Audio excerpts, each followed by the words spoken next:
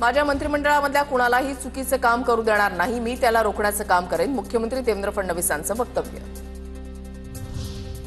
शरद पवार जय पराजयाचा विचार न करता सातत्यानं काम करत आहेत, या वयातही पवार साहेब काम करतायत, मुख्यमंत्री फडणवीसांकडून पवारांचं कौतुक।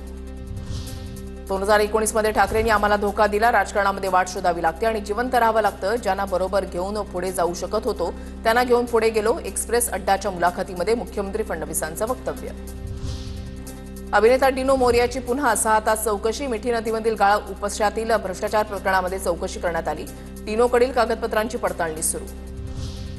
डिनो मोरियासह आदित्य ठाकरेंची चौकशी करावी, शिवसेना उपनेते संजय निरुपम यांची मागणी।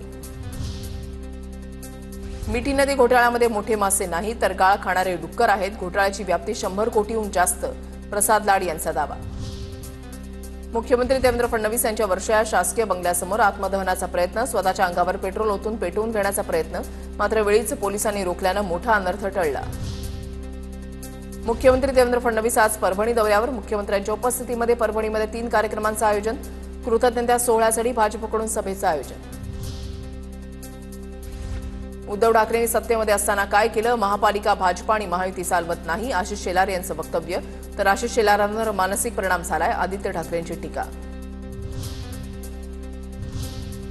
आता पाहूया टॉप 9 मोठ्या बातम्या।